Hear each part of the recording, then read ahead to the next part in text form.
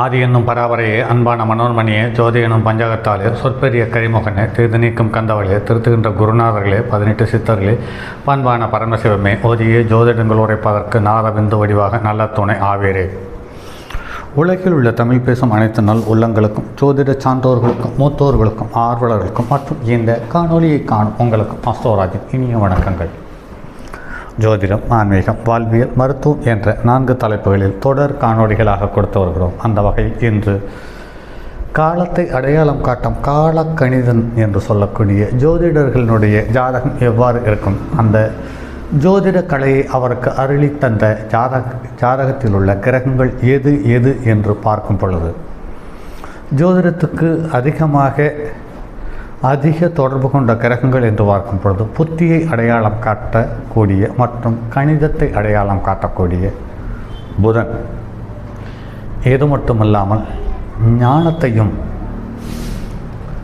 சராசரி மனிதனுக்கு எட்டாத சமாச்சாரம் சம்பந்தப்பட்ட தகவல்களை தேடக்கூடிய ஞானத்தை தரக்கூடிய கேது, ஏதும் இல்லாமல் இதற்கு எல்லாம் உறுதுணையாக செயல்படக்கூடிய மனம், இதை தெளிவாக வெளிப்படுத்தி செல்வம் செல்வாக்கு சார்ந்த விஷயத்துக்கு ஊன்றுகோலாக இருக்கக்கூடிய குரு, இது மட்டும் இல்லாமல் 2க்குரியவன் வலுவாக இருக்கும் பட்சத்தில் சொல் பலிதமும் வாக்கு பலிதமும் சுலபமாக வந்து விடுகிறது. அதற்கடுத்தது அவரை தேடி 2க்குரியவன் பலமாக இருக்கும் பட்சத்தில் செல்வமும் செல்வாக்கும் மட்டுமல்லாமல் சொல்வாக்கும் வாக்குப்பலிதம் சிறப்பாக வந்து விடுகிறது என்பது நடைமுறையில் பார்க்க முடிகிறது.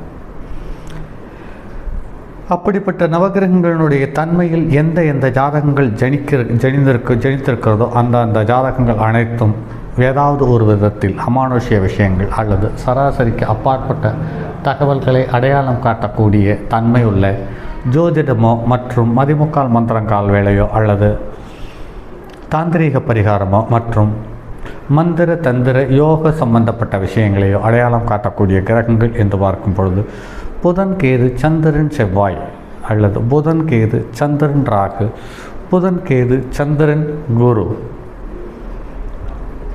இப்படி புதன் இல்லாமலோ கேது இல்லாமலோ சந்திரன் இல்லாமலோ இந்த 3 முக்கிய கிரகங்கள் இல்லாமல் 2ஆம் இட வாக்குப்பலிதம் குறைவாக இருந்தாலுமே கூட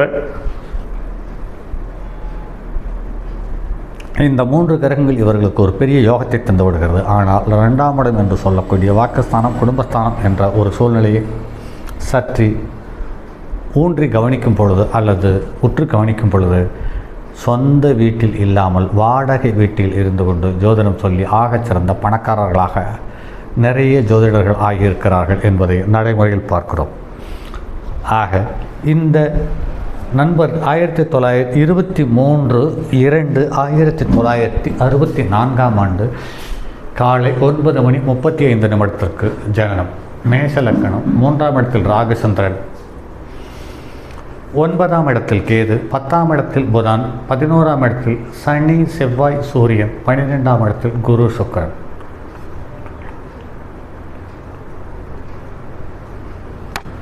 இந்த ஜாதகத்தில் பாருங்கள் நண்பர்களே, லக்கணத்துக்கு 2ஆம் இடத்துக்காரன் சுக்கிரன், லக்கணத்துக்கு 12இல் உச்சத்துக்கு வீடு கொடுத்த குருவோடு மேலோட்டமாக பார்த்தால் லக்கணத்துக்கு 2க்குரியவன் 12க்கு போய்விட்டார் என்று சொல்லுவது உண்டு. அதே சமயத்தில் லக்னாதிபதி லக்கணத்துக்கு 11ஆம் இடத்தில் சூரியன் சனி செவ்வாய் சம்பந்தப்பட்டிருக்கிறான்.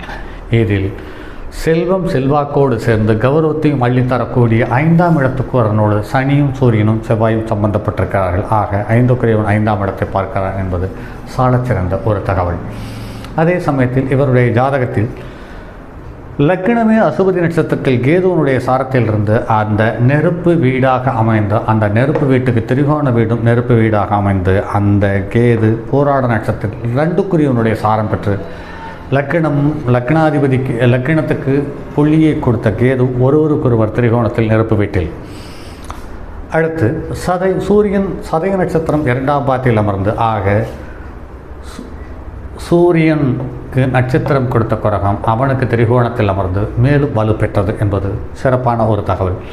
அதற்கு அடுத்தது செவ்வாய் சதய நட்சத்திரத்தில், அதுவும் ராகுவனுடைய சாரத்தில் அமர்ந்திருக்கிறது. சூரியனும் சதய நட்சத்திரத்தில் அமர்ந்திருக்கிறது, செவ்வாயும் சதய நட்சத்திரத்தில் அமர்ந்திருக்கிறது. ஆக இந்த இரண்டு கிரகத்துக்கும் நட்சத்திரத்தை கொடுத்த கிரகம் என்று பார்க்கும் பொழுது அவனுக்கு திரிகோணத்தில் வீட்டை கொடுத்த கிரகம் என்று பார்க்கும் பொழுது சனி தன்னுடைய சொந்த வீட்டில் ஆட்சி. அடுத்தது சந்திரனும் பாருங்கள் நண்பர்களே, திருவாதிரை நட்சத்திரத்தில் ராகுனுடைய நட்சத்திரத்தில் இருந்து ராகுவோடு சம்பந்தப்பட்டிருக்கிறான் என்பது மேலும் கூடுதல் தகவல். புதன் அவிட்ட நட்சத்திரத்தில் அமர்ந்திருக்கிறது. புதன் லக்னாதிபதியினுடைய நட்சத்திரத்தில் அமர்ந்து புதனுக்கு நட்சத்திரத்தை கொடுத்த அவிட்டம்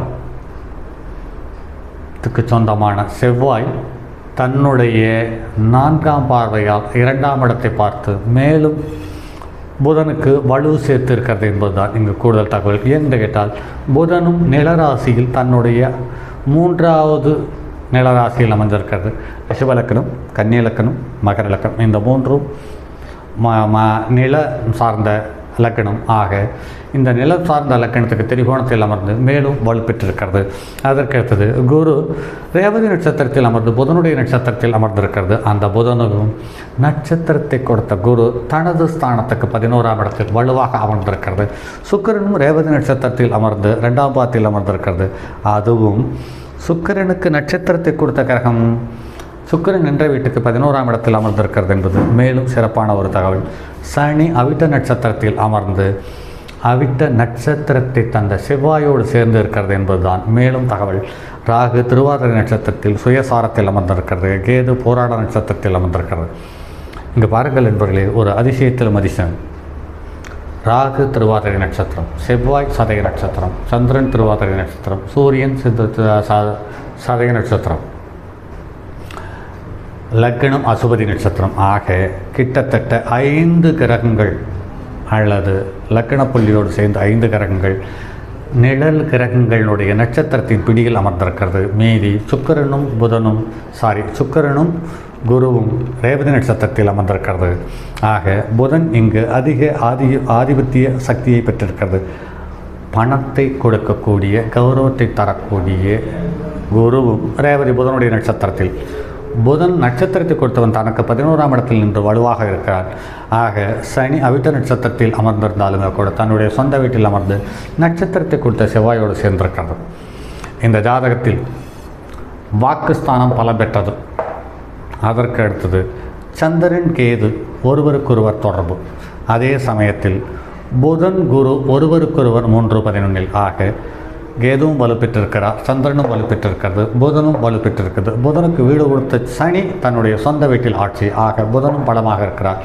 சுக்கிரனுக்கும் புதனுக்கும் நட்சத்திரத்தை கொடுத்த கிரகம் கேது. ஆக 2க்குரியவருடைய நட்சத்திரத்தை கொடுத்த கிரகம் கேது. ஆக 2ஆம் இடத்துக்குரிய சுக்கிரன் வலுப்பெற்று இந்த 2ஆம் இடத்துக்கு 2-5க்குரியவனுடைய நட்சத்திரத்தை பெற்று வலுவாக இருக்கிறது. ஆக ஒவ்வொரு கிரகங்களும் ஒவ்வொரு தன்மையோடு செயல்படுகிறது என்பதை பார்த்தாலுமே கூட இந்த கிரகம் அதிகமாக நிழல் கிரகங்களுடைய கட்டுப்பாட்டுக்குள் வைத்து இயற்கை சூழ்நிலையை தாண்டி இவருக்கு அமானுஷ்ய விஷயங்கள், அதாவது கண்ணுக்கு தெரியாத நவகிரகங்களுடைய தன்மை கிரகித்து மக்களுக்கு சொல்லி தனத்தை தரமாக சம்பாதித்து கொண்டிருக்கிறார். அதற்கான பாவக்கிரகங்கள், சுபக்கிரகங்கள் எல்லாம் ஒன்று சேர்த்து வலுவான சூழ்நிலை தந்திருக்கிறது என்பதுதான் மேலும் தகவல். இப்படி இருந்தும் இந்த ஜாதகத்தில் பாருங்கள் நண்பர்களே, சுக்கிரன் குருவை தவிர வேறு எந்த கிரகத்துக்கும் குருவனுடைய பார்வையோ குருவனுடைய தொடர்போ இல்லை என்பது மேலும் ஒரு பலகீனமான தகவல். ஆக இவரும் கிட்டத்தட்ட 20 வருடமாக அலுவலகம் அமைத்து இவர் ஜோதிடம் பார்த்து கொண்டிருக்கிறார். இந்த நண்பர் சமீபத்தில் தான் எனக்கு அறிமுகம். ஆக சிறந்த ஜோதிடர்கள் இவரும் ஒருவர் என்பதில் மாற்று கருத்திருக்க முடியாது. ஆக ஜோதிடத்தை அடையாளம் காட்டக்கூடிய தன்மையுள்ள ஜோதிடரையும் தரமான கிரகங்களே வடிவமைக்கிறது என்பதற்கான அடையாள காணொளிகள் மட்டும்தான் இதுவரை தந்து கொண்டது. ஜோதிடர் யார் என்பது சார்ந்த தகவல்கள் மற்றும் அடுத்தது ஒரு பதிவில் சந்திப்போம். அதுவரை உங்களிடமிருந்து விடைபெறுவது உங்கள் அன்பு நண்பன் எம் ராஜரத்தினம்.